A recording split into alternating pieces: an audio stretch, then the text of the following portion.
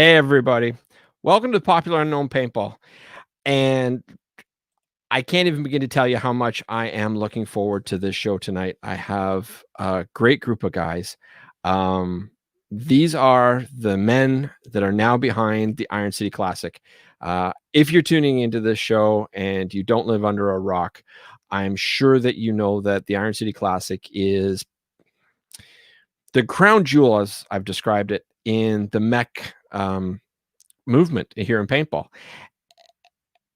Everybody wants to play. The thing sells out in minutes and even seconds. And it didn't happen this year because of unfortunate events, which we'll talk about. But it's going to be going for 2021. And I have the guys that are here to tell you all about it. You have to forgive me. I'm stammering a little bit. I'm geeking out a little bit because these guys are just awesome. So why don't I bring them on and they'll talk more. I'll talk less and I'll embarrass myself less. Hey guys, how are you? Hello. Yeah, thanks for having us on. Really appreciate it. What did you think of the logo? I'm just started working on that. It's kind of new. That's nice. It's good. I like it. So, yeah, the explosions are always good. All right. So I have, forgive me if I get this wrong. On the right, I have Russel Jackson, and then I have Ryan, and one's Monville and one's Moorhead. So it's Ryan Monville and Moorhead. Sam Moorhead, or did I get that wrong? Close. It's Ryan Moorhead. Okay. So I know that Sam and Ryan, you guys are both play for Houston Heat.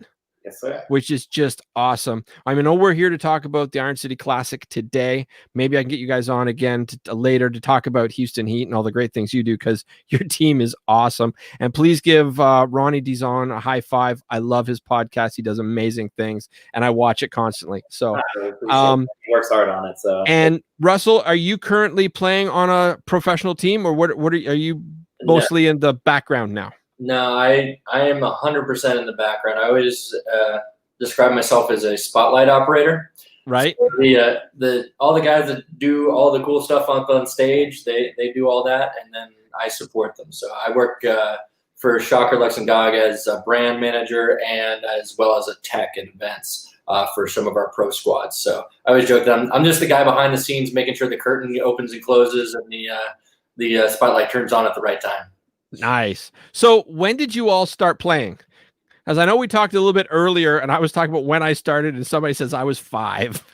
Way to make me feel old. Thank you much. But when did you guys all start playing? Yeah, I started in 1997. I was 12 at a birthday party with one of my friends. Pretty much hooked ever since then.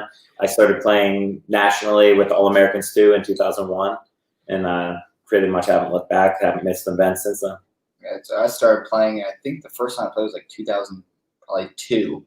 And it was a friend's birthday party, and then didn't really play again for a little bit. And then like right around 2003 started playing, and then I was addicted right away. I got invited over to a friend's house, and it turned out it was a one-on-one tournament. And I didn't take last, but I had a hell of a time, and I found a group of people that I understood. And that was the big thing for me with paintball. It was the first time that I had actually been around a group of people that clicked. And I think we all can say that with paintball is that it's one of those things where it's the sport, yes, but the people second. The people are what got me into paintball even more than the sport. I could identify with the people that found it exciting. Well, when I first played, I walked into a paintball store that had just went up, and I saw all the gear. It's like, this is what I want to do. And I immediately bought the gear before I even played. I bought a Brass Eagle Nightmare Competition short barrel, and I had the UVEX goggles and the big wraparound PMI mask. And I went out and played, and I went out with my best friend at the time, and it was fantastic. And he didn't want to go back, but I just kept going back. And I think that I had a whole friend shift. All my friends now, for the most part, are all paintball related in one way or another. My best friend of 31 years I met on the paintball field in like 90, 91. And like it's just been. I think the bonds I've created in paintball are by far the strongest bonds I've had as far as friends are concerned. I mean, Russell was saying about how it was the first time that he clicked with friends, but it's weird because when I started, it was kind of the first time that like people didn't understand what I was doing, but I loved it so much. and then you come so close to so many people across the world, and I can't really thank the opportunities I've had and the people that have given them to me more than, I mean, words don't do it justice, because I really do appreciate everything that I've been granted the opportunity to do.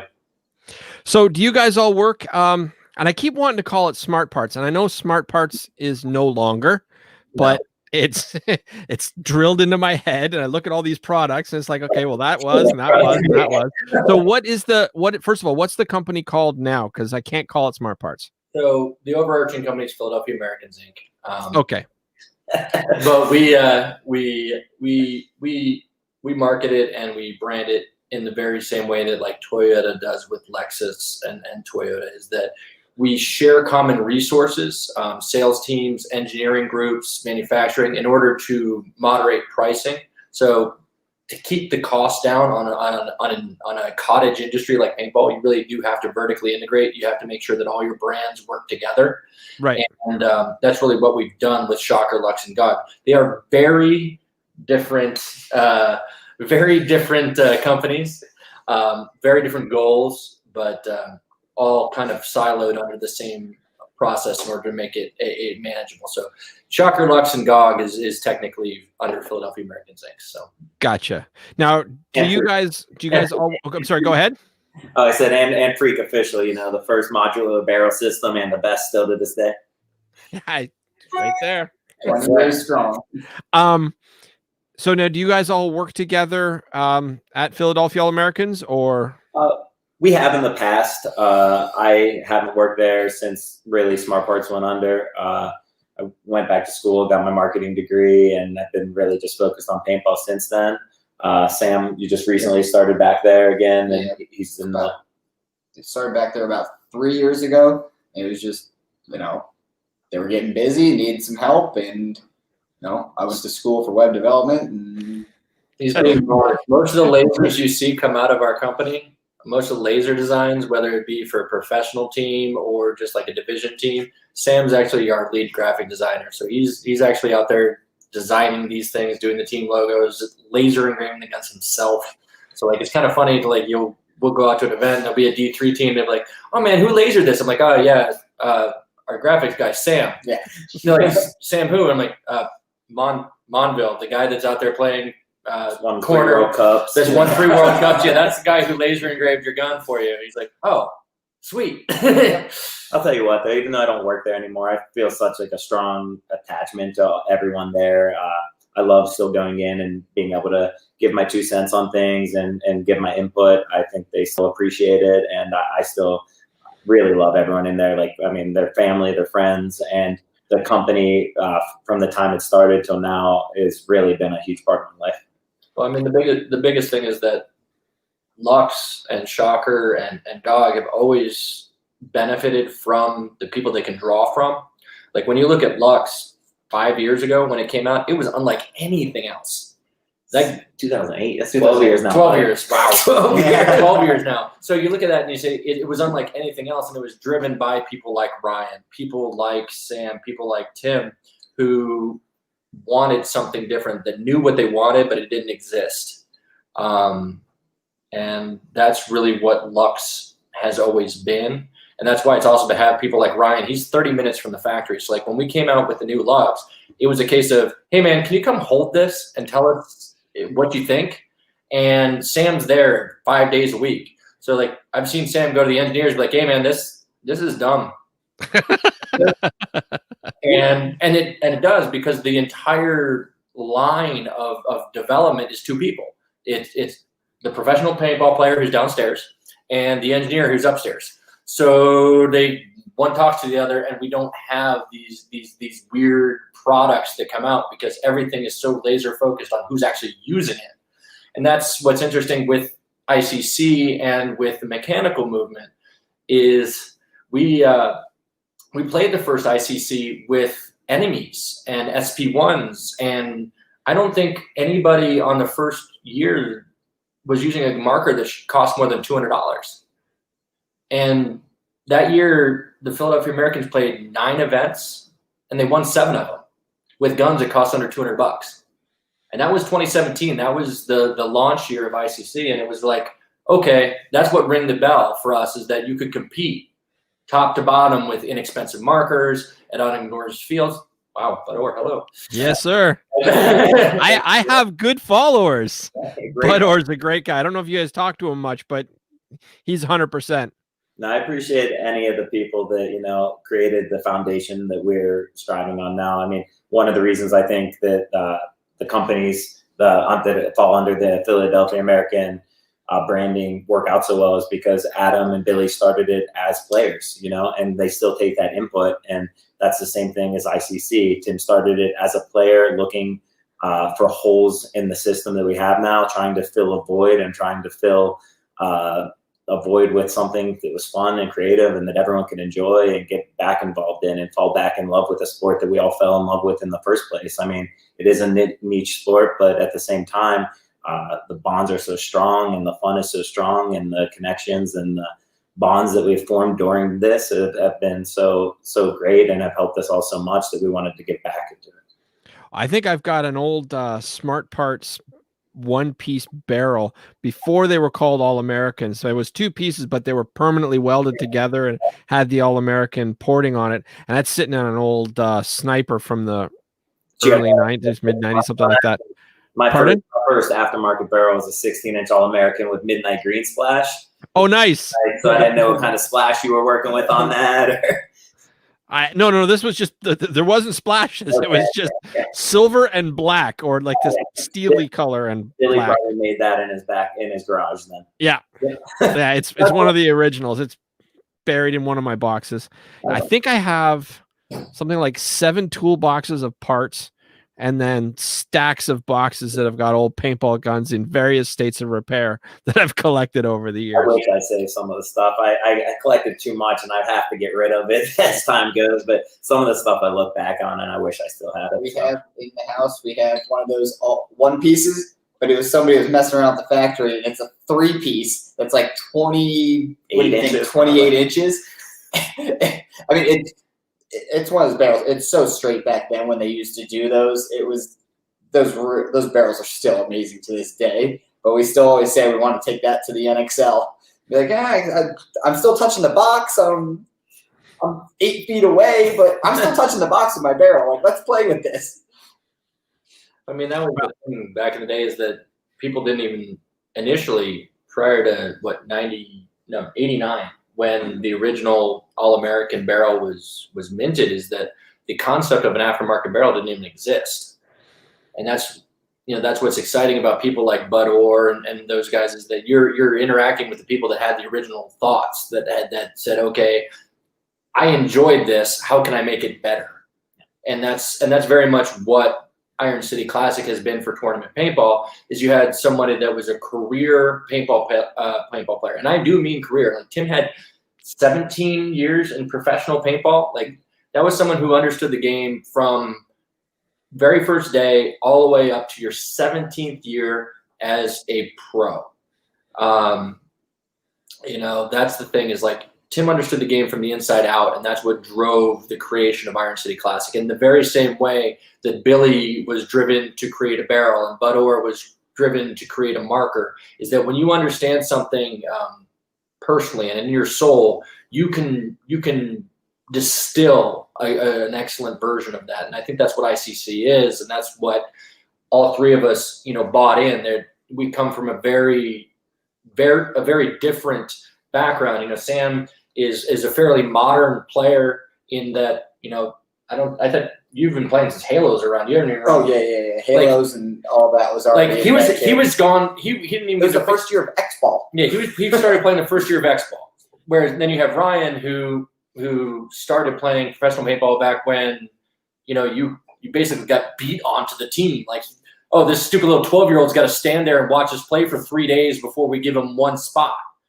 And then myself, who came in from the other side, that wasn't interested in being a player, but was interested in making the gears work and things like that. So I think that's what made all three of us buy in and go so hard with this Iron City Classic thing, is that Tim understood from the top to bottom what it was, and we all agreed. It wasn't, oh, we want to change this, we want to change. Nope, that's what we enjoy. That's the fun side. And even that. He was such a passionate person that, like, when you see one of your best friends just get sucked into an idea and want to give back in such a way, and you see the love, you hear the love in his voice, you see his ideas, and while we're brainstorming back and forth about things, you see why he's doing it. And when I think things are done for the right reason, I mean, that makes me want to buy into them more, and that makes people enjoy them more. He didn't do it. He didn't make this event to make money. He did it because he saw a hole that he wanted to fill. He wanted people to have fun. He wanted generations of players to be able to play together. He wanted fathers to play with their sons. He wanted he wanted all that to happen together. And it's hard to talk about sometimes because, like, so much of my life and both of their lives have been so connected with him. Everything we do has been with him. So everything we do reminds you of him. You hear his voice, you hear that. So that those things are hard, but you keep the idea alive and you keep someone's dreams alive. And I think that's important. And you know why they're done. As long as you follow in those footsteps, you might not be able to do it as good as that person because some people are special, but you can do your part to try to fill in to some degree. I'll tell you, now that I have that, it's not going anywhere. That's as long as I'm doing shows, that's going to be in the background somewhere. And I plan on getting a little paint on it, hopefully in the very near future too, because that's an armband, right? So now, Adam Gardner's son Jude wears the same armband when he plays, and man, it's really special to me to see. The Iron City, honestly, Adam's son Jude didn't really care about paintball before. He was too young, obviously, when his dad was a top end player. So it's not something you care about. In the first year at Iron City, he came and watched us play, watched his dad win games for us. He watched us win the tournament, and he fell in love with it that day. And for the last 3 years, he's been so involved, and that's just like a small sliver of the opportunities that it allows in this sport. It allows people to connect, like I said, with their kids and show them, pass on the passion that they have for the sport, and really that's what's special about it to me. 3 generations of Malachevskis playing in the first year of the Iron City. It was like, there wasn't that next ball. Like it just.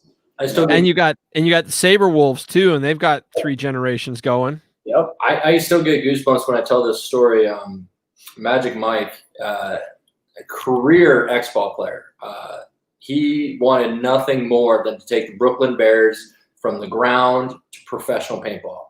And nobody bled X-ball like that guy. And he lives and dies for his players. I love Mike to death. He's exactly who needs to be running paintball teams. But what got me so deep was at ICC, he comes up to me and he was actually crying. So this is a grown ass man bawling. He comes up to me and I go, "Man, are you okay?" Like I thought he was hurt. Right. Like he's like, "No, man." He's like, "I just played a game on the Mounds field," and he's like, "against professional players," and he goes, "My 13-year-old son was on the box with me," and that just hit so much home for him. I go, every time I think about it, I get whether or not ICC needs to happen or whether or not it's worth the effort or the stress or the things like that. And I just think about that story and I go, yes, 100%. 100%. When I think about Jude, who is Adam Gardner's son, who would not have necessarily entered tournament paintball without ICC, or when I think about Magic Mike's son getting an opportunity to play against other professional athletes with his father, that's it. To me, that's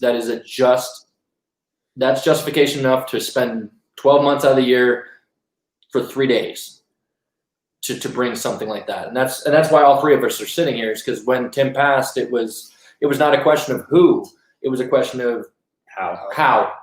And the 3 of us got together and said, yep, it's happening. Whatever we need to do. And unfortunately this year with COVID-19, it wasn't safe. No. And just legally, it would have been issues. It wouldn't have happened.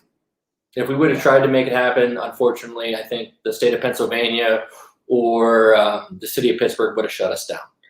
Beyond the safety concerns, I think legally we wouldn't be able to make it happen. Now, when we go into 2021, we're going to go gangbusters. Unfortunately, we aren't going to be able to expand the event. So those of you who are watching who are signed up for 2020, keep your registrations, because we are not going to be able to accept new teams for 2021. We're only going to be able to essentially resell the spots that are vacated. So we're totally okay if you need a refund, what have you. It's 2020, COVID-19's messed up everybody's life, and we're taking care of people that way. But for 2021, it's going to be really special, because the people that signed up and stayed with it, and that are going to carry this event over, are going to get something special, because it is something that it means a lot to everybody that's involved, and the people that are sticking around and staying true to us for a year. We're going to make it great for you. And honestly, it's going to be a memorial to Tim. I mean, it's something we want. Yeah, there's going to be paintball, but more than that, we want people standing around, sharing stories, having a beer together, talking, just enjoying the little things, appreciating all the things that make us love these sports. And that's the thing that Tim really made Iron City for in the first place. It's the things he missed from 10-man in the past. And for us to be able to go and build on his legacy that he did, and to just keep growing it bigger, and to really put a focus back on him and all the things he's given to the sport, which is innumerable. And honestly, I don't think words can explain, because the ambassador that he's been is something I look up to, and something I need to strive to be better at. As does every person involved. That really, I think he was one of the best people for the sport, and our best friend. And we just want to do something that will make him proud, and that everyone's going to enjoy, and it's going to be special. So like Russell said, we're not going to be able to expand it, but what we will do is still have the biggest 10-man event that has been around in probably 15 years, and make it more special. And we will do it in every little way that we can. We'll put in all the effort and time and energy that we need to make it a truly special event, because we want to give back to him, really. I couldn't agree with more with what you're saying. Now I'm fairly detached, like living up in Canada, and I've never actually been able to make it. I've had a couple invites, but it's hard to set your life aside, cross the border, jump down. And I was fully planning on doing it this year, but 2020 sucks. Even if it's not an event that you didn't get a team in or whatever, it's an event worth coming to, because it has personalities and players that from when paintball started, the innovators and the all-stars and everything together, and sharing their times together. And it's not like before, where it's all about competition, where everything you do is angry and mad, and you're just so focused. It's really about fun. I mean, I don't think I've ever been to an event that is so, and obviously there's still the competition and it's still serious, but it's so laid back in the sense that, like, you look around and everyone's smiling, everyone's cracking a beer, everyone's telling stories, everyone takes time to talk to people, because no one's leaving the field early to go back to their hotel to take a nap to get ready for the tomorrow, because everyone appreciates the moment. Everyone appreciates being in the now. And I think that's something that's lacking sometimes, but I think it's one of the most important things, because it's the relationships with people. It's the stories, it's the shared experiences. Those are the things that matter more than anything.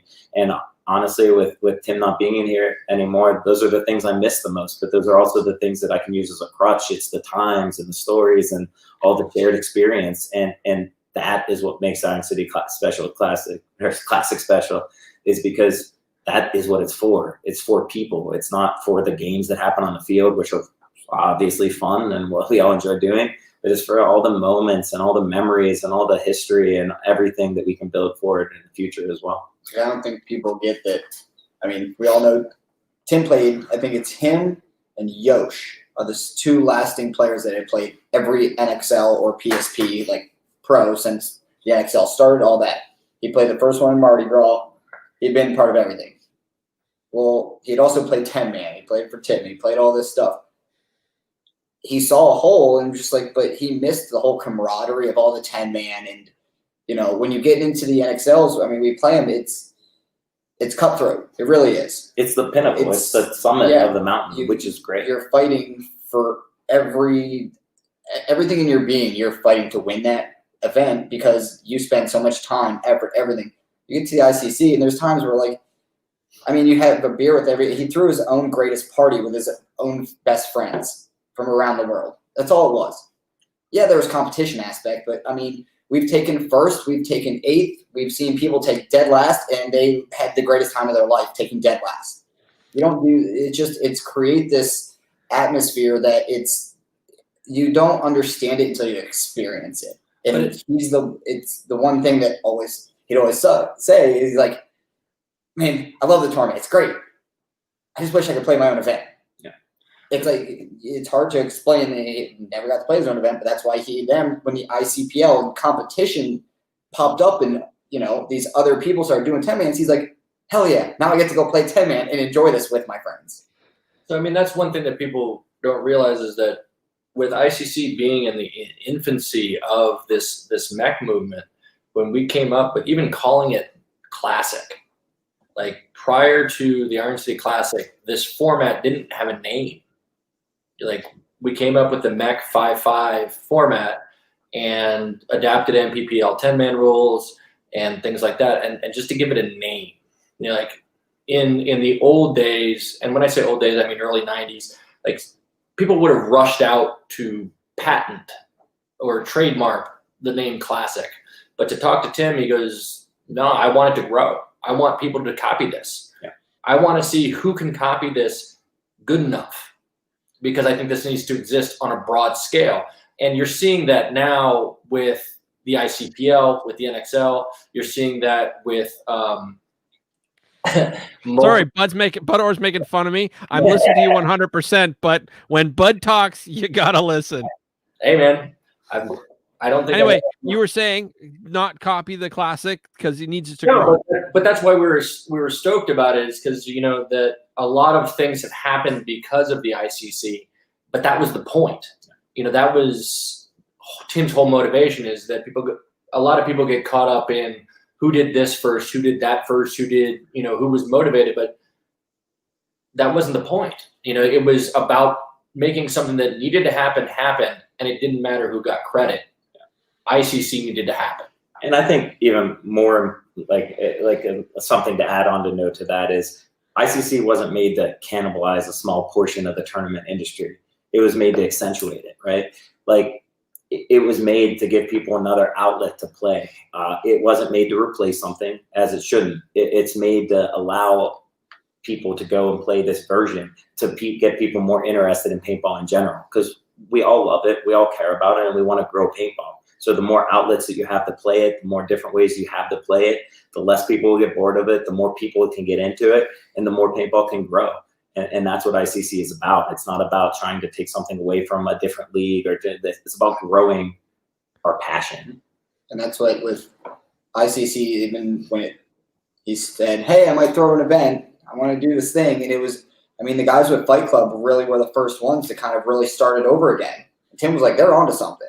And, those guys were doing something that you could tell it was going to get traction. But not enough people. It was Tim. He's a current pro. He goes to all the NXL board, NXL meetings in Vegas. He basically runs the company for business and marketing genius. He knows everybody. He even said, he's like, yes, to start it, I'm leveraging all my friendships. He called everybody from every company and said, guys, I got something.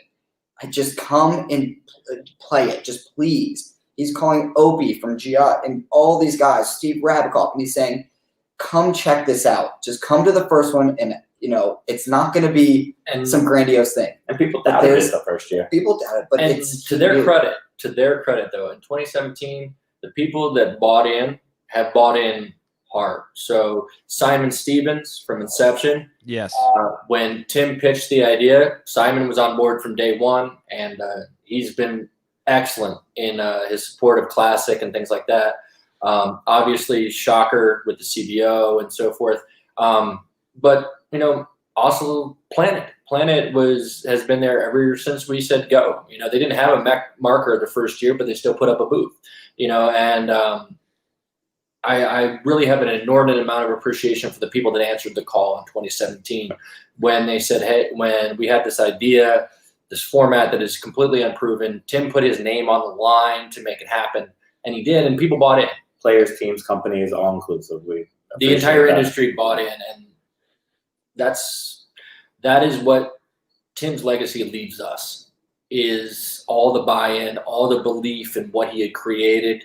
And that's what we're not going to let down. That's what we all understand, the gravity of the situation, and that so many people and so many things have been predicated on this creation. Like, for example, with,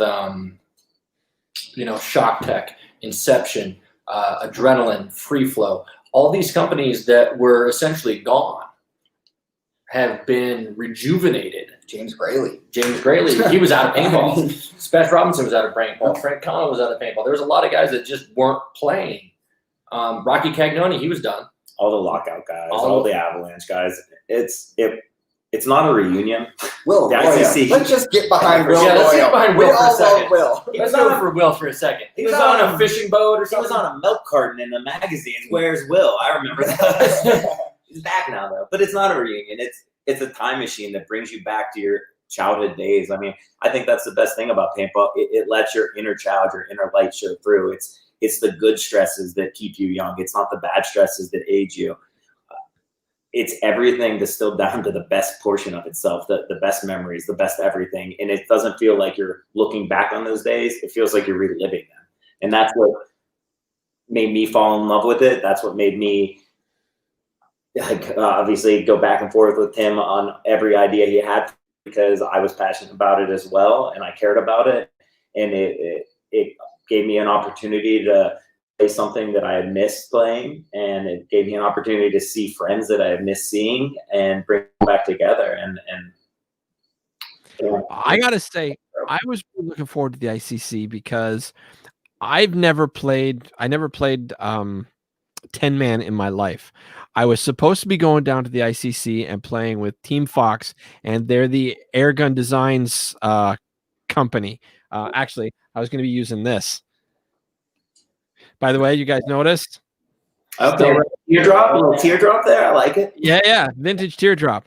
But they built that up for me. Airgun Designs actually built that gun up for me, and I was supposed to use it in 5-man. But I talked to Tim. I said, I've never played 10-man once. 5-man was always big up here in Toronto, and I said I would have loved to have gone down and so ICC was supposed to be my chance to play 10-man for the first time. He goes, listen, Steve, I've got you. I'm gonna stick you on a team, 10-man. You'll be an alternate, so you only play a game or two, but I'm gonna stick you on a team, and I'm not gonna tell you which one till you get here. So to this day, I have no idea who I was going to be playing for, but it was implied it was going to be some massive old school name, and I was really hyped up. Yeah, I'm really anyway. We would have put you on with. I just want to see you for your first time on the Mounds field because it's scary as hell. I grew up playing on Mounds. Oh no, I've played Mounds in 5-man. Oh yeah. Where'd you play Mounds though? You didn't play Mounds at ICC though. No, I've played Mounds up here. Yeah. How often have you played up in the woods in northern Ontario? In the woods in northern Ontario? Yeah. I played up there a decent amount, I used to play some OPLs up there. We used to have a place called the Great White Bear Hunt, and literally it's right in the Ganaraska Forest, and there was a sand pit, and so they made this giant hybrid Mounds field and giant tractor trailer tires, like the big tractors, and so it was a combination between Mounds fields and this tire field, and I played that. Like, I'm not scared of Mounds. I'm totally not scared of Mounds. I've just never played 10-man tournament. I've always been a 5-man player. So I was really, really excited. 10-man's pretty amazing because it's the only thing you can go have a good game and you're shooting 8-9 people, right? 5-man is like X-Ball. I mean, to that extent, the X-Ball is just a bigger version of that with more opportunities and more chances. But 10-man, when you sit out of the box and you look across and you have 9 of your buddies there and you're jammed in a 10-foot area, and then you look across the field and you see it's like a small army ready to go to battle against each other. You see swings in 10-man that you don't see in 5-man, because 5-man, you dictate the pace based on bodies and stuff like that. But you shoot 2 bodies in 10-man, 8 on 10. I mean, that's still a pretty winnable game, right? Like a 4 on 6 is winnable, a 7 on 10 is winnable. Like, they're all situations that you see way more ebbs and flows in a 10-man game than you would anything else. And I grew up, that's where I really kind of kind of established myself. I built my timing playing 10-man, and I understood that there are these natural flows. It's just about taking opportunities when they're given them to yourself. But in 10-man, those opportunities come more often and they go away fast. But they're always coming and going, and that's where I learned to play the way I play a lot now. So I give a lot of credit to my game now to learning in these different eras, because I think being able to play different styles of paintball makes you overall a more well-rounded player. It makes you more intelligent, and having that field vision is so important in paintball now, but it's one of those things that gets overlooked, right? Like, I look at kids nowadays coming up, and yeah, they might have better gun skills, they might be fast and little and built right for it, but if you don't have the mental awareness, if you don't have the field vision for it, you don't go anywhere, right? You can be good in practice, but when it comes to a big moment that you have to make a crucial decision without second guessing yourself, those things get built in 10-man because you get that opportunity more. You see the different changes, right? You're out on an island. There's 3 games going on in a 10-man field. There might be 3 to 5 games going on in a 10-man field that you're only a part of this little thing over here, when there's a whole other battle going on over the other side of the field. But the games don't just happen across the field; they happen in time too, which sounds weird. But oh no, I understand. The time situation, everything changes. So you're dealing with like a fourth dimension of it, kind of, because everything's flowing at the same time. And while you're involved in this battle and that person's over there involved in that battle, and the time's changing, so what you should be doing changes. All that matters so much in a 10-man game, and that's where I think you can learn a lot. So I think if people look at it, like some of the older players can look at it and go back and relive their glory days doing it.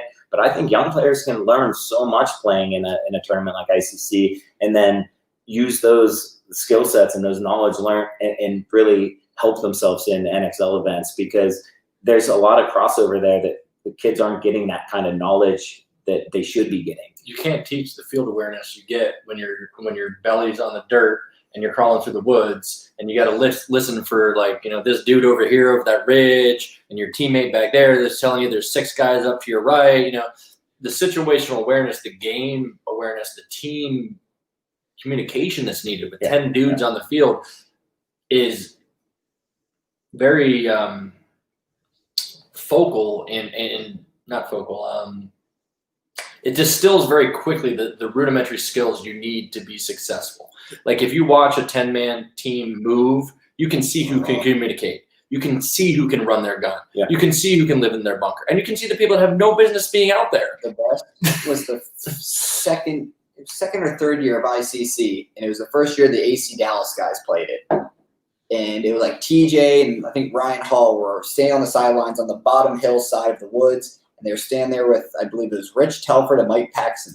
Mind you, it was Philly Americans. We were playing, and Adam Gardner's looking like Adam Gardner. He only carries like 2 pods. He wears beanies up, forehead's out, jerseys tight. He's got jerseys pulled all the way down like a skirt, and then he has his Renegade knee pads on the outside. Obviously, he still plays like it's the '90s. Fresh, crispy. I still have those, by the way. I still have a pair of Renegade knee pads. They're awesome. He took them out of the package like they were Air Force Ones. Yes. You would have taken some Tennells out too, but all the glue on those came off. Yes. And literally, they were like, "Look at this guy!" Like, the AC Dallas guy, like, look at it. Like, is this serious? And Mike Paxton and Rich Telford looked at him. They were like, he might be one of the best players out here. Shout out to Mike Paxton, though, for being one of the best 10-man players as well. Right then, Adam, in the woods, did Adam things. Looks around, pokes his head up, and just starts sprinting down the center of the field, splits the seam, bunkers like 2 or 3 people, shoots 2 people in the back, finally gets shot, and they all go, "Oh, he really is that good." Like, yeah, this is a different game. One player, normally in X-Ball, can make a big, like, one move, shoot like 2 people, and you're like, "Oh, he just won the point." This one, you see it run through like that, you're like, that is a real move. That is insane. I think it's pretty cool too, because it's not like 10-man is 10-man is 10-man. Every different style of 10-man, a different skill set helps you out so much more. Like in the woods, whether you're tree walking or crawling or using shadows or doing that, is completely different than playing on a hyperball field, which is completely different than playing on a mounds field. So you might say, oh, the ICC's 10-man, you learn how to play 10-man. But literally every one of those 3 formats in the 10-man is so completely different. You learn a completely different skill set, and players will show off their skill sets way better. Like you accentuate what you're good at on these certain fields. So you might not be great at a hyperball field because it's more similar to an airball field these days. But you might just be the best player out in the woods. You might be the best player out on the mounds. And one moment in a 10-man game can really make or break your whole weekend, really, I think. Well, not only just your weekend, but like you look at memories, right? So inarguably, one of the most memorable players in our game is Oliver Lang. But if Oliver Lang had played X-ball, where you bunker 3 people and the team's right back out there 2 minutes later, would you have remembered that point? Would you have remembered the impact he had on the game? And the answer is no. But in 10-man, if you have a moment of divinity, if you run down the field and you bunker 6 people and you win that point, that changes the tournament. That cements you in the history of your team, of that game, forever. And you're doing it with the legends of paintball's past and current and future. Like literally every generation of influential players are at these events. So you get to establish yourself in front of. The reason we know Oliver Lang's name, the reason we know Rocky Cagnoni's name, the reason we know Chris Lasoya's name is because of these amazing moves that they made on a 10-man field. Not when there was another game in 2 minutes, not when there was another point in 2 minutes, not when there was another chance to come back. You had to win it right there, right then, right now. And that's the thing that 10-man brings that I think sharpens players like Sam and Ryan, is that there's so many times where you get to say, you know, there's still more cards on the table. I still get to play another hand. In 10-man, there isn't another hand. There is luck. There is the luck of the draw. You may get the other team on the wrong field and you may not play as well, but that is the excitement, is anybody can beat anybody given the day. I watched a team that wouldn't even rank D5 in the NXL shoot 4 Dynasty guys off the break on Hyperpipe, and I watched this game going, oh my God, they might win. They might beat Dynasty. Right now, this D5 team might beat the real Dynasty in a real 10-man game on Hyperpipe. They didn't. They could have. But they could have. They could have. The point is that 10-man introduces a series of chance that gives anyone with the dedication, the ability, the talent, and the audacity to try. If you're willing to be the superstar, if you're willing to say, yeah, I'm going to go shoot those 6 dudes, 10-man gives you that opportunity. And that is something that is really, really needed in paintball, is that we focus so much on the best of the best. And there are so many people that are amazing. Your Konstantin Fedorovs, your Sam Monvilles, your Ryan Moorheads, your Chad Georges, these guys that are the top 1% of paintball. I'm never going to be him. I'm never going to be either this guy or this guy. But on the odd chance that one ball curves the right way, I might hit him. I've been shot thousands of times by people. You play enough, you get shot. So, well, that's one of the things about paintball, though, is it doesn't matter how good you are. It's like football. It's not a question of if you're going to get tackled. It's a question of when you're going to get tackled. You're getting taken out. Like it's going to happen. So, but we're giving you a chance to tackle. Think of your favorite running back, Todd Gurley, Christian McCaffrey. We're giving you the chance to go tackle that guy. I mean, you don't get to might run through you. You don't get to go play pickup with Michael Jordan. But No. You get to go out there and play paintball against Chris Lasoya, who was Michael Jordan of his time. Like, and I think that's pretty cool. Like, it's cool for me, and I played against them back in the day. But so it's got to be. I mean, it should be cool for everyone. The first time I met Chris Lasoya was in Montreal. It was a 3-man tournament at Tombstone, and it was an indoor old Western field, and it literally had a creek running through it. And it was him, and I forget who else was with him. It was the Avalanche days, and he literally tore the other team to pieces in like 37 seconds. Like, it just broke. He went up, he went around, he smacked everybody from behind, and that was it. Like, it was, that was my first time ever actually watching him play, and he was just explosive. He's probably my favorite pro player ever. Like, and I'm not taking away from all the greats, but he had so much charisma and so much attitude, and like, He was even his ego was awesome. Do you know what I mean? Like he had this confidence, and still does. Really, he's been on my show a few times. Like I can't say enough nice things about Lasoya. My running joke with Soy is that he's the Ric Flair of paintball.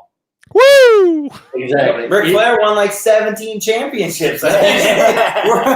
He's the Ric Flair of paintball. He's the guy that you don't have Two to claps for Ric Flair. Woo! It just is somebody that got you excited for it. Like I remember when I watched Push and I saw Rocky Cagnoni jump the fucking snake. I was like, oh, nope, that's why I'm here. This is why I'm here. And, here I am 20 years later going, yeah. Dude, Rodney ripped us up on the Woods field the one year in the ICC. It was must have been on 2 your years side. ago. Nope, it wasn't. It wasn't. He went like somewhere and nobody saw it. No, Rocky. Oh, yeah. No, not Rodney. Rodney. Yeah, same thing. No, yeah, Rocky destroyed us. He ran to the 50 shot. Me and Chad passed pretty quick. I don't know. So if you guys had to pick favorite players, I'm just curious, who would be your favorite? Like if you were looking up to players, who do you guys look up to as like your key player or person? Player, I think. I'm thinking player, but you mean it doesn't have to be the best player, but who do you look up to the most? Like there's certain people that just have a whole lot of skill and a whole lot of nothing when it comes to personality. Like mine's simple. Mine probably would be Tim, but that's the easy one. But players that influenced how I feel about paintball, definitely Rocky Cagnoni. I have not ran into another human being that enjoys what they're doing as much as him. First time I actually got to play with Rocky, we were in South Africa. And they decided that all the vendors that were there were going to have to make a team.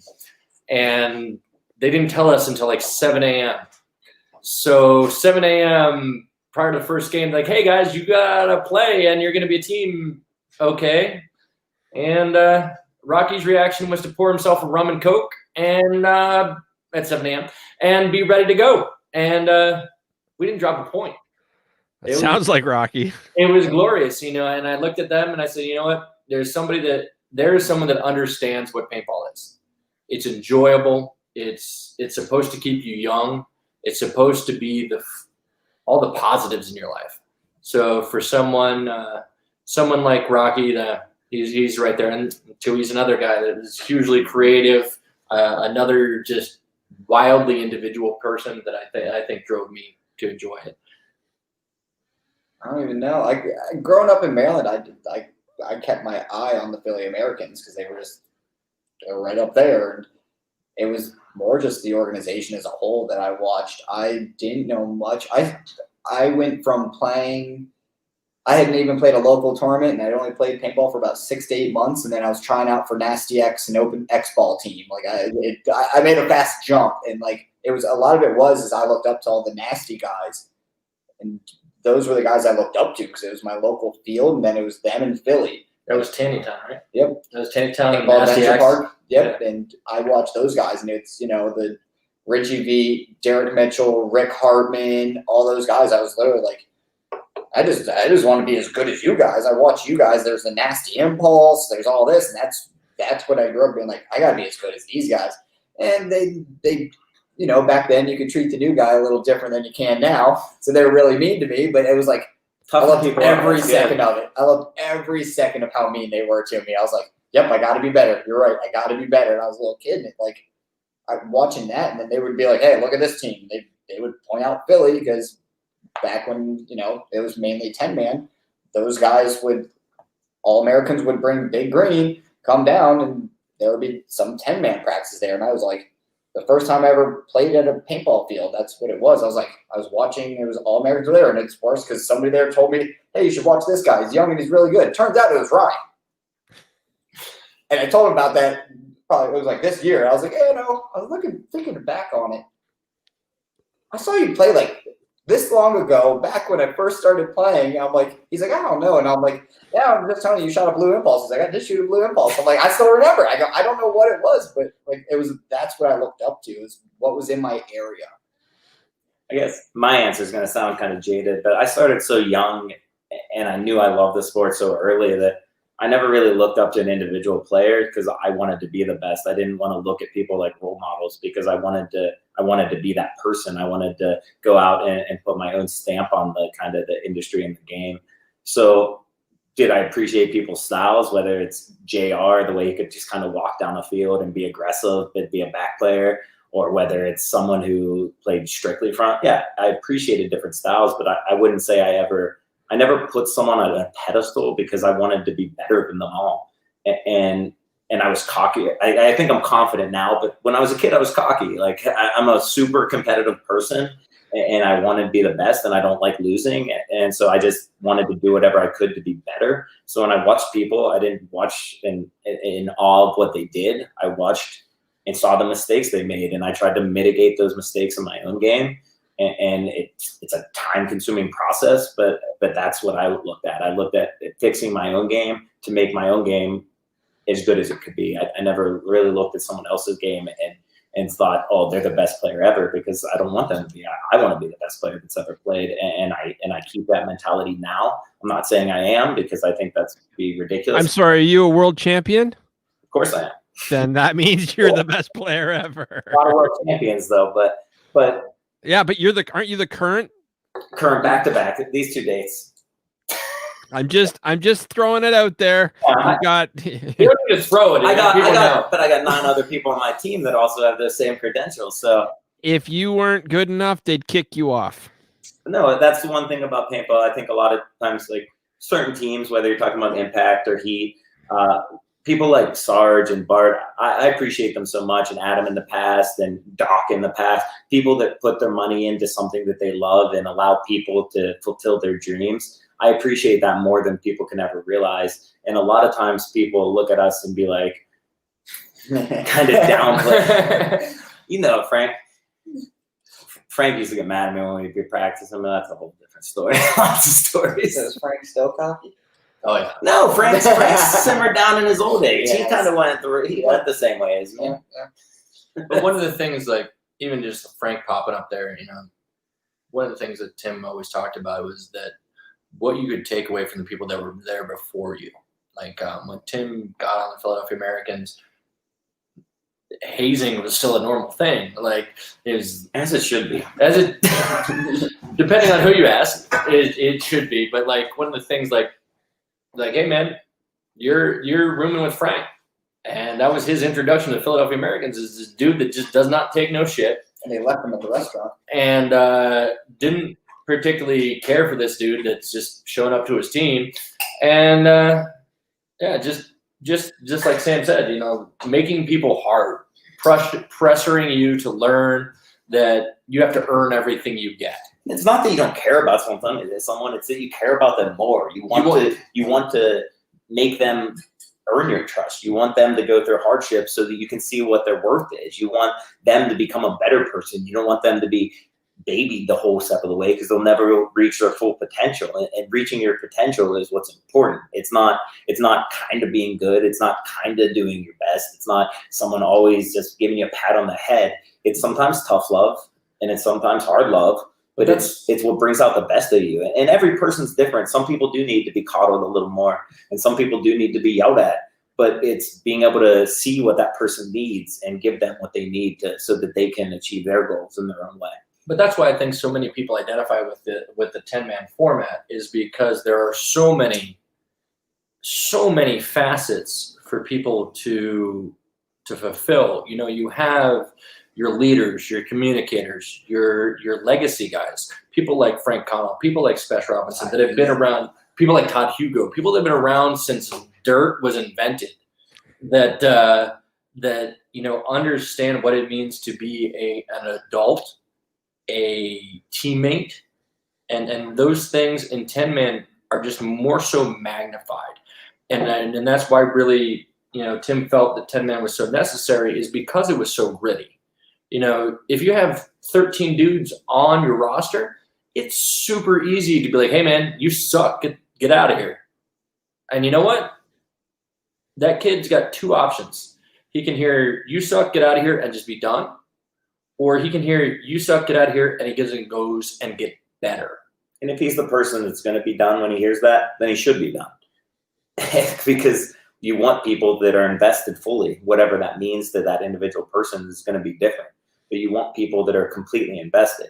And when you have, going away from 10-man, when you look at the NXL now, when you have teams like Impact, Heat, Dynasty to some degree, teams that are Russian Legion, teams that their job is to play, you think, oh, that's great. That's exactly what I want. That's easy. And that should be a goal for people to strive to. But it's also something you got to realize it's all performance based. If you're injured or you're hurt or you start playing bad, you get cut. It's like any other professional sport. You watch football last night or 2 nights ago, and Gostkowski, who was the 5th most accurate kicker of all time, missed an extra point and 3 field goals in one game. He probably will get cut, right? He went from being the 5th most accurate kicker of all time to the 8th in one game. And that one game can make him cut. That could end his career, at least on that team, right? And it's that pressure that exists that people don't understand that it exists. And it's a good thing. Like, I would never not want that pressure. But it's those things that I think that people don't really get it. But it's those things that make people better. So what all this boils down to is like what Tim understood at a very basic level was that all of this comes down to the war sport. The battle of being shoulder to shoulder with people who you depend on, people who you've chosen, and people that you trust. And X-Ball absolutely brings that to you through the filter of performance. But with 10-man, it's not through the filter of performance, it's through the filter of camaraderie. And I think that's really what differentiates it. And I don't think it is superior or inferior, but it is necessarily it's just different, added. And that's good. And it needs to be part of it. You know, X-Ball is by far and away the best way to determine who's the best at paintball. It's the most fair, it's the most even, it's the most regulated, it's best. If you want to figure out who's the best at paintball, go play the NXL. If you want to figure out who can work the best as a team, who can work the best as a unit, and who can beat whoever shows up, regardless of the situation, that's 10-man in the woods. It's just a different game in the fact that you need to be well-rounded in a lot of different aspects. And that goes back to the different types of fields, but also playing with different personalities. You have to be well-rounded as a person and as a player and as a teammate. It's a street fight versus a boxing ring. Hey, or the boxing ring.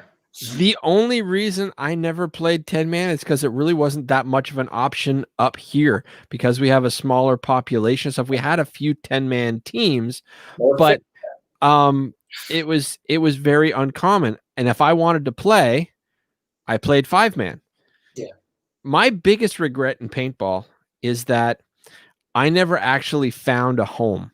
I always I was one of the first people on the internet, and I was talking to Bill and Don Mills back in the day, and so I got to know the people behind Boa Barrels and high school was looking at more big pictures. Yes. Yeah. Well, if you look, I'm there.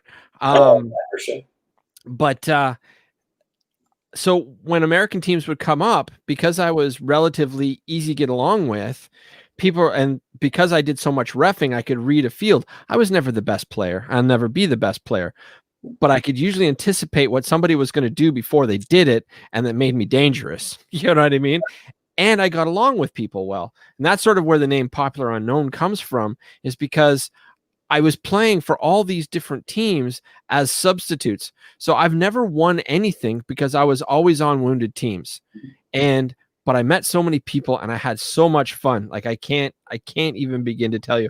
I wish that I could have been on one solid team and had that camaraderie for a solid year. I mean, I had Delusions of Grandeur, which are good friends of mine who were local. And when I wasn't playing with somebody else, we were playing together and stuff. And we always hung out as a group. So I have that, but I feel for, I completely understand what you're saying. It wasn't my paintball experience, but I was always on the outside envious looking in. I feel more than blessed with the fact that my best friends are really good at paintball. It's allowed me to travel the world with them. It's allowed but literally it's people that I've been roommates with in the past, people that I spend my free time with, and these are the people that I get to call my teammates. It's not a forced relationship. It's a natural relationship that we get to expand upon in a competitive fashion, which is, like I said, it's a blessing, but it's more than that. It's something that I'm super honored by. It's something that I'll never lightly of, because it's not something that everyone gets, and I'll do everything that I can to keep that happening. It's really like, because we play every format you can imagine, and one of my favorite things about the 10-man is you know, you can take it seriously, you want to win, there's all stuff, but then there's guys that me and Tim would discuss, and Russell would also discuss. Might be my favorite team in paintball is the Misfits. Cagnoni, those guys come out and it's 7 a.m. and they're cranking Ace of Spades and they're slugging Coors Lights, and you're like, dude, you guys got a game in like 1 hour, and they might roll you up. But at the end of the day, they're just drinking the whole day. Everybody, MD, all those guys, Simpkins, all these guys, they might. If you adjusted for soberness, they might be the best. Yes, they're phenomenal. With Turtle, all those guys, they are a phenomenal 10-man team, but they also go out and they go, we're just going to do what we do. We're going to enjoy and have the best time with our friends. Cheers, Caesar. And guess what? If they win, they're like, yeah, man, that was cool. But we won on our terms. We had fun. You go out there and there's a team newbies. They're an X-ball team. Those guys come out with a beer pong table. And if they take dead last, they'd be like, dude, we had a great time. But it's not about drinking. It's just about having whatever fun you want to have while you're having it in a safe environment, in a fun environment with your friends. Yep. It could be anything. It's just about not taking life seriously, because life is short. Life is special. And to take all these moments and enjoy every little moment that you have, because every one could be your last. And I think it's something I've learned more this year than I could have ever imagined. Well, it's something that I appreciate learning, because it's something that now I don't ever look past the small moment, because that small moment you should cherish. You might have heard of this, but I doubt it. This is probably long before your time.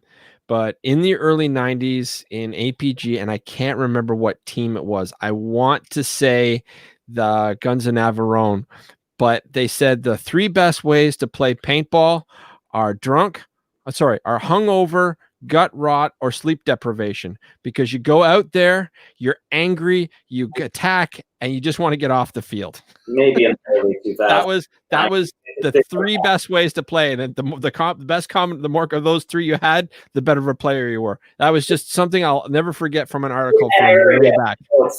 On a good night's sleep with nice food in your belly. It's a different game now, but yes, yeah, it might have been like that. But that was the thing with the people that identify with ICC or that feel at home at Iron City Classic. It's the same guys, and this sounds ridiculous, but it's the same guys that take drinking games seriously. If you take beer pong seriously, where you're like, no, I'm going to win. It has nothing to do with not getting drunk. It has to do that I'm competing against you, and I'm going to win. 10-man is very much in that same vein, is that whatever you decide to do, whatever my teammates decide to do, whatever is going on, me and my boys are going to beat you and your boys, no matter what else you got going on. Oh, we're drinking? Okay. We're eating? Okay.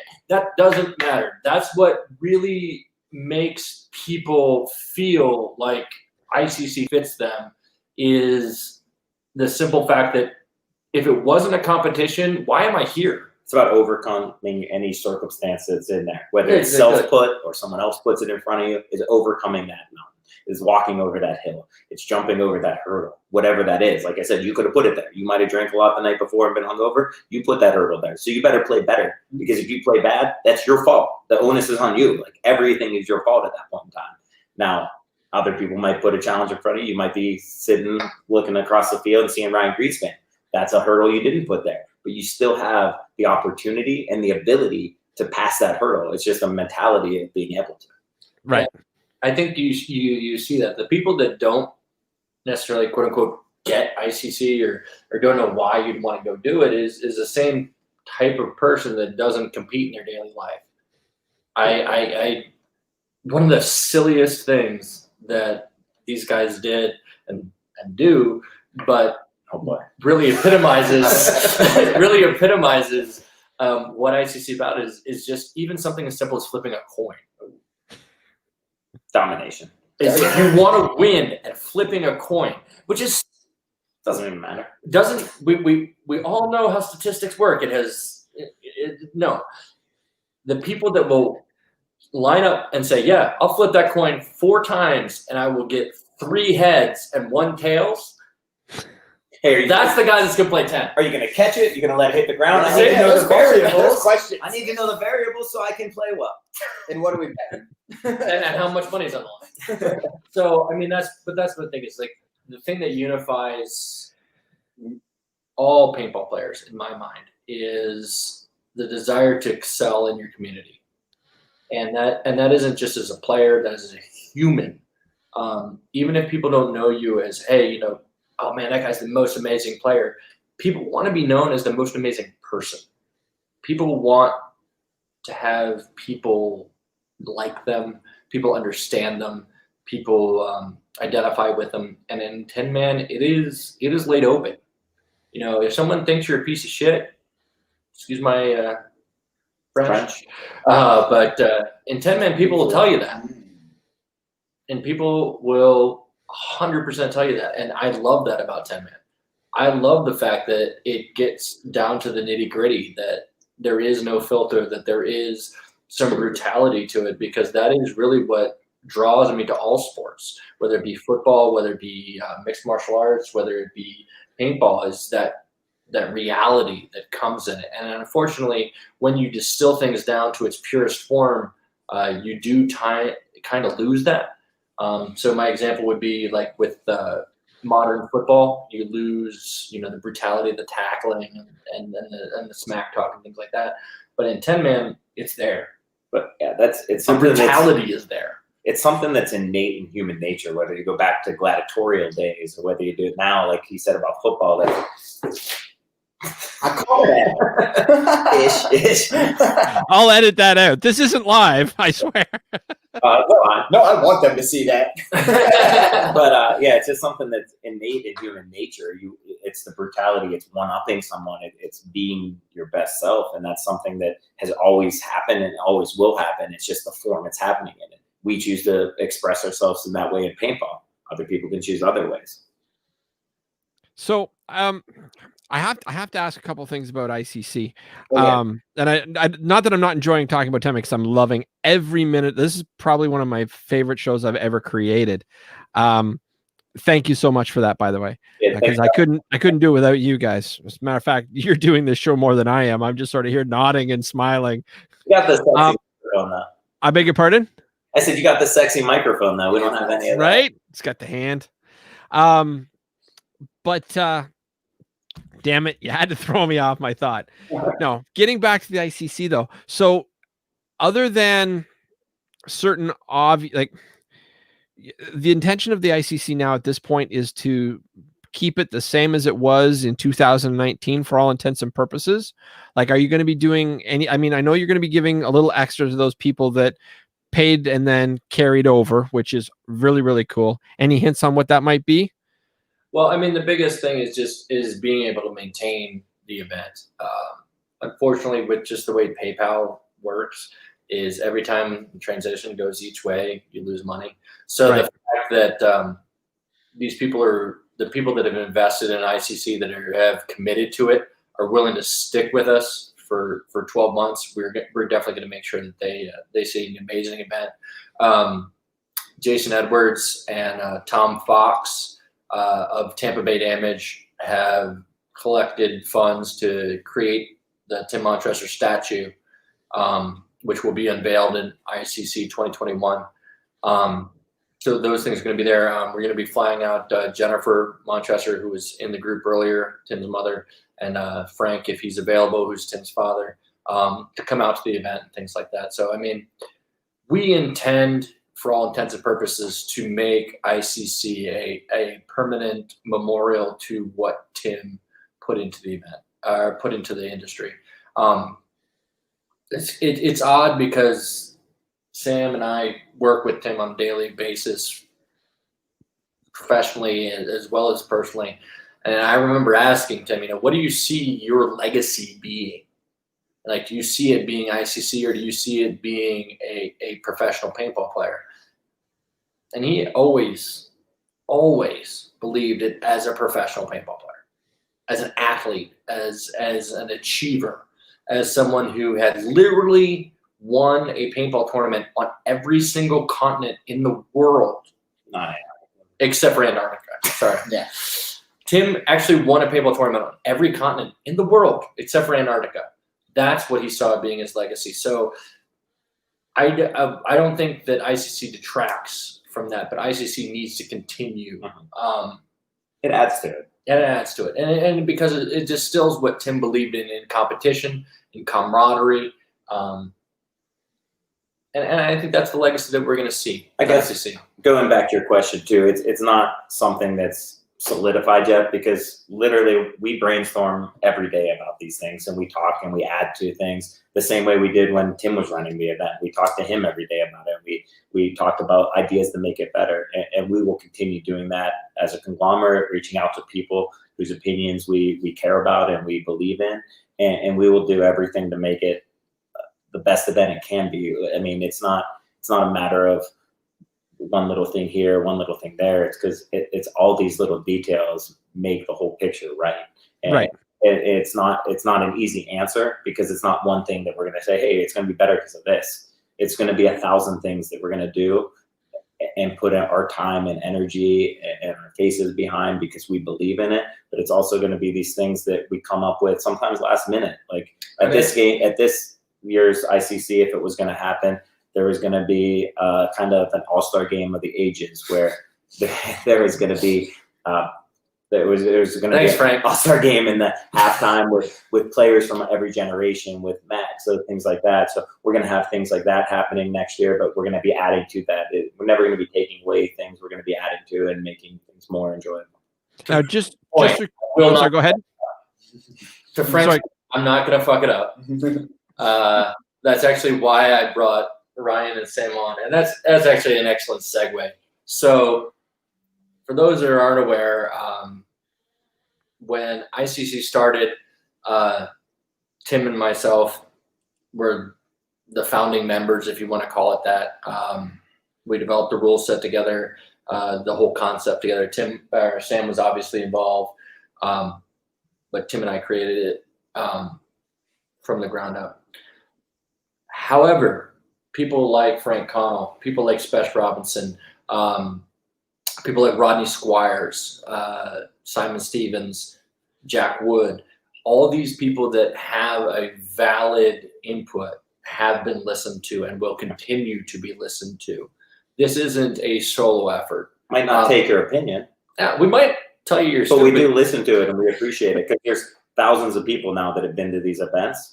And not everyone agrees on things, but we're going to do what's best, what we think is best for everything. And we appreciate input. We appreciate all the extended hands that have offered to help. I think in Tim's passing, it means the world to us, because we're going to need help. I mean, I think Tim was an amazing person in the fact that this is what he was good at, right?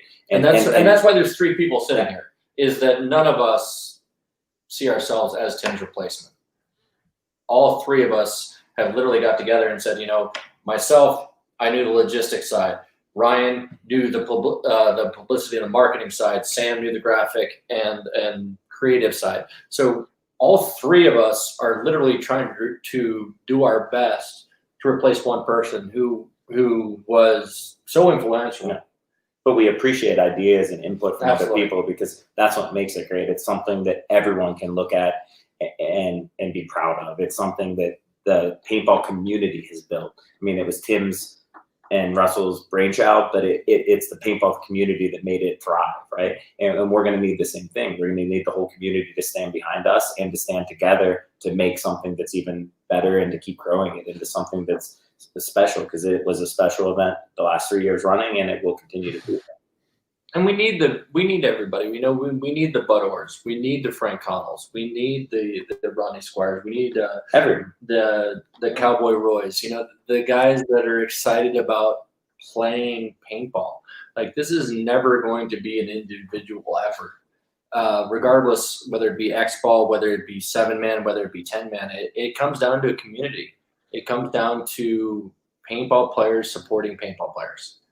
And then that's really, really what it comes down to, is that it's a community. And as a niche sport, as a cottage industry, we hold the reins, and not us three, but us as everyone who's watching this video, is where you spend your money, what you decide to do, who you decide to comment on, even following popular unknown podcast on YouTube. About to be the popular known podcast. You know what? The truth of the matter is, and nobody ever watches this show for me.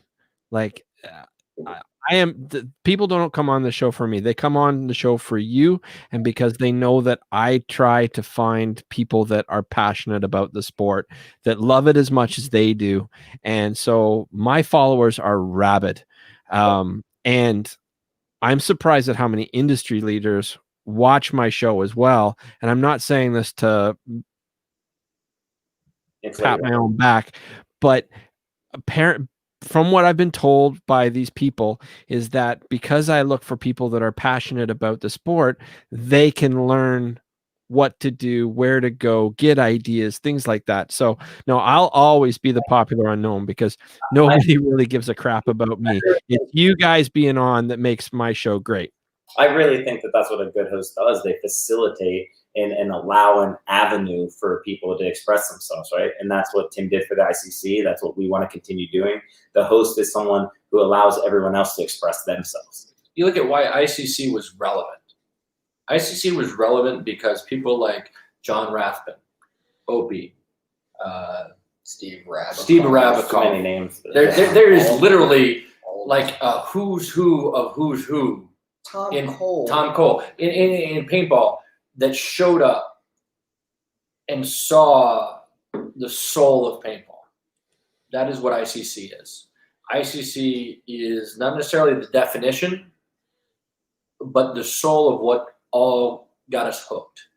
And I think that is really the fundamental driving factor for the success of ICC, is that Tim believes so strongly in what drove paintball that other people believed and showed up. Your Opie showed up. Your Rabikoff showed up. Your Lasoya showed up. People that had given up the ghost, that had believed that paintball was dead for them, believed that it come back from the grave.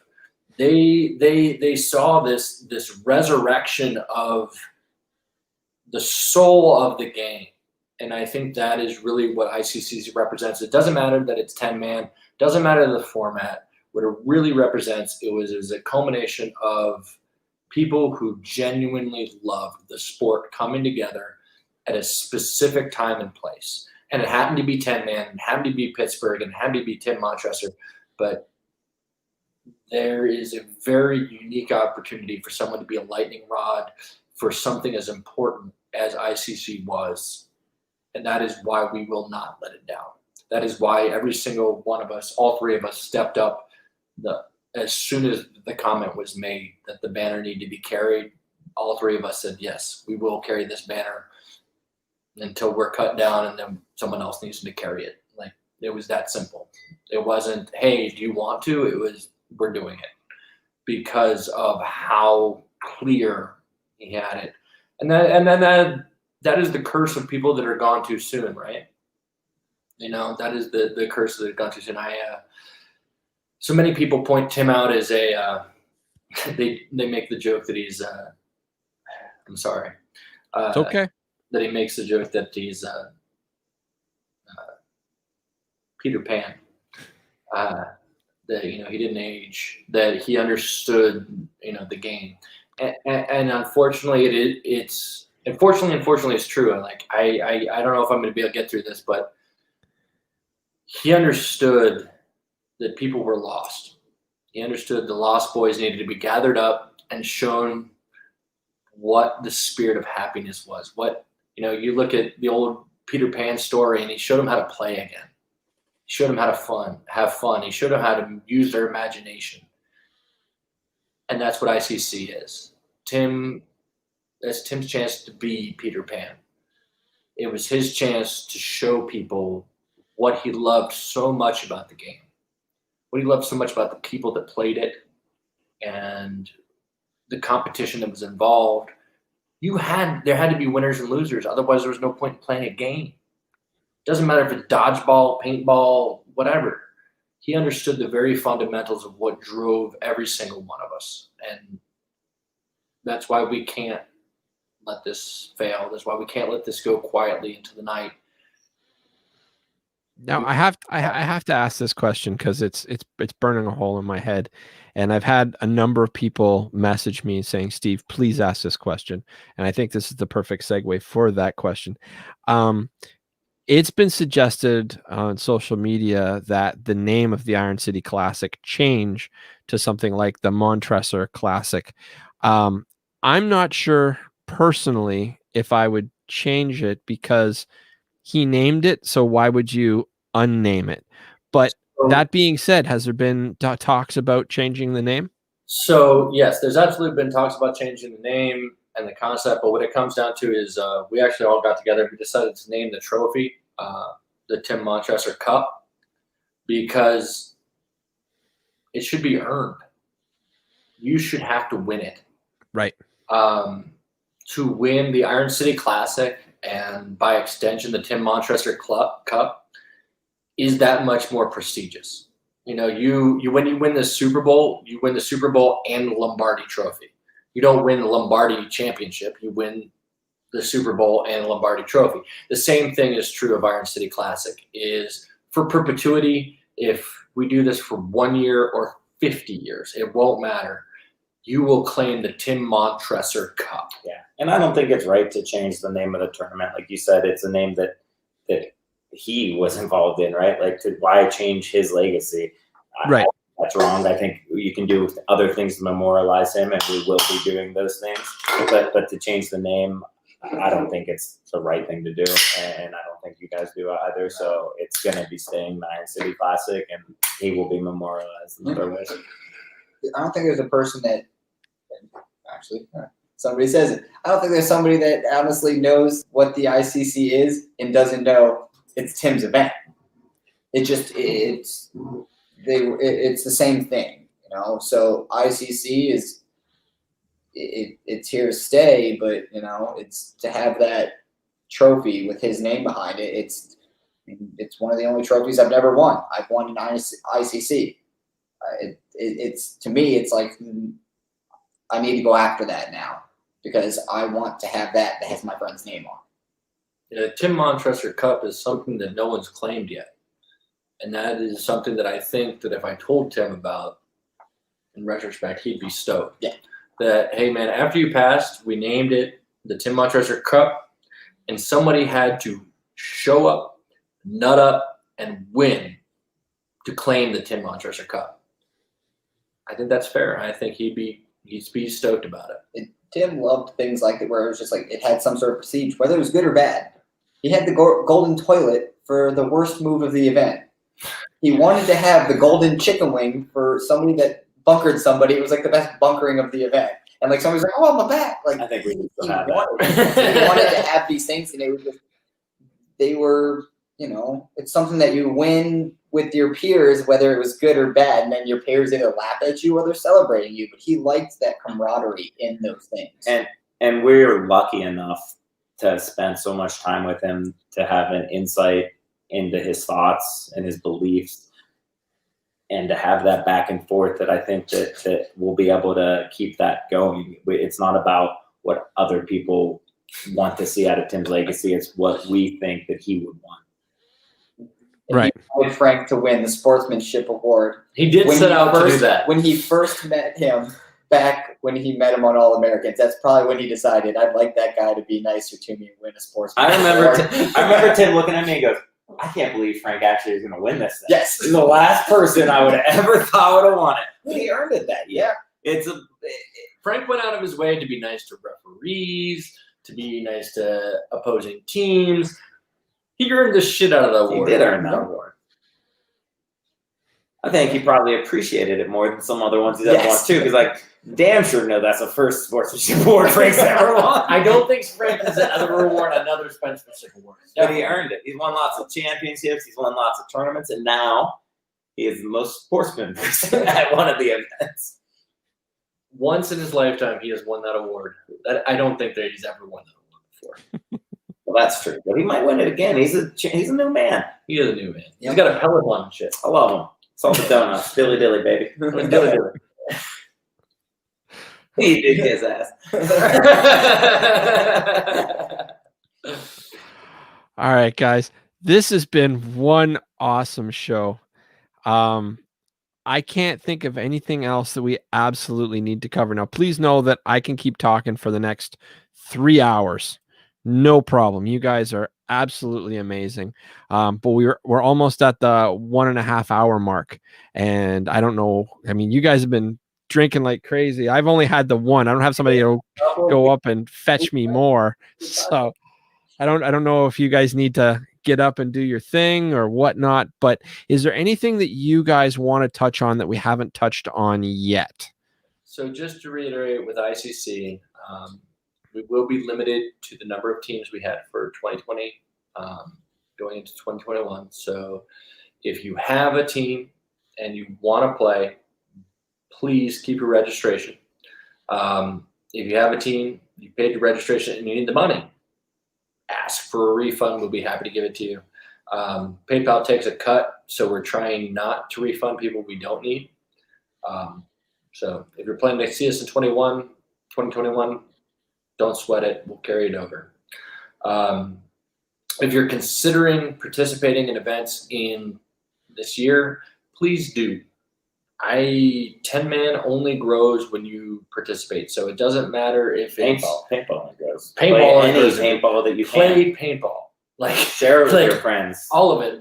When it comes down to it, we run one event a year. Be ambassadors. That's what Tim was. Like, tell people on flights that you sit next to. Talk to your friends. Get them involved.